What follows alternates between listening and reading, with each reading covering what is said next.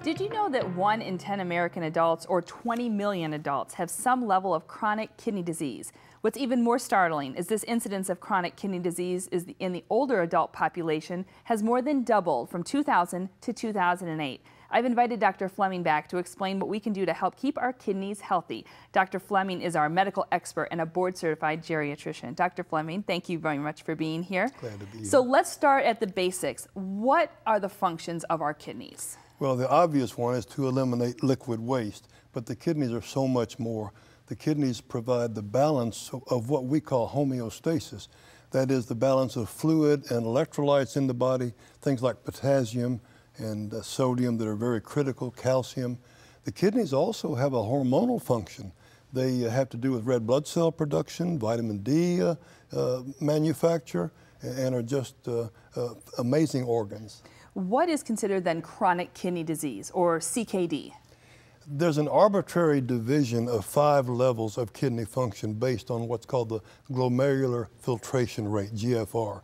And it goes from normal down to needing renal replacement therapy, which is dialysis or transplant. And this is a reflection of how we measure kidney dysfunction. Okay.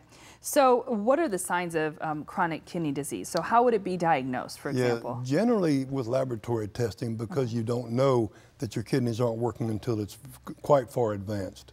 And once diagnosed, how is it treated? So you mentioned dialysis, but that's for further down in the stages, exactly, correct? That's extreme. Okay. Yeah, it depends on the case and the situation and the cause. Certainly you want to avoid things that might insult the kidneys.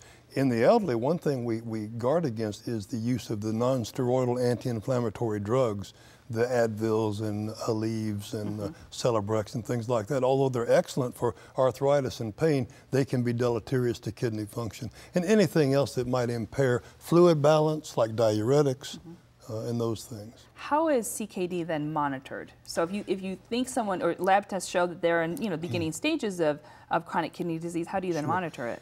We have good tests for evaluating kidney function, mainly blood and urine analysis, and also imaging using ultrasound technology.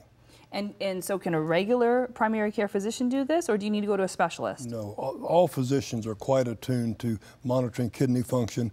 The specialists come in when there is rapid decline or a serious problem. All right, so let's talk about who's high at risk for chronic kidney disease. What group of folks? The most common ones are high blood pressure and diabetes. Okay. And of course, just controlling those two is important. And then there are a myriad of other conditions, because the kidneys really reflect all the systems of the body in one way or another. So there's many other diseases that can impact kidney function. Now, is there anything that we can do to reduce our risks to try to avoid this? Healthy living in general, it always comes back to behavior and lifestyle and diet and not smoking and exercise. Being careful about medication, taking the right medication in the right dosage. Okay. Is it genetic as well? I mean, is it something that can be passed down? There definitely are kidney diseases that are inherited. Okay. And so I imagine as you're working with people, it's something you keep an eye out for. Absolutely. Okay. Is this really a disease really primarily of the elderly? It's worse in the elderly and more common because as we age, the kidneys are one of the target organs for aging.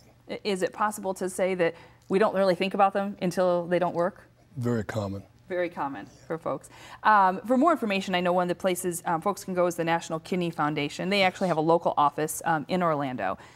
So that's definitely a place folks can go and talk to their primary care physician, I imagine, if they think there's something to be concerned about. Can patients actually request those lab tests for CKD? Certainly, and generally most health screening would include the blood tests that measure kidney function. And Dr. Fleming, thank you very much for sharing important information on our kidney health. And remember, even if you don't think you have an issue with your kidneys, a good chance to ask your primary care doctor about them.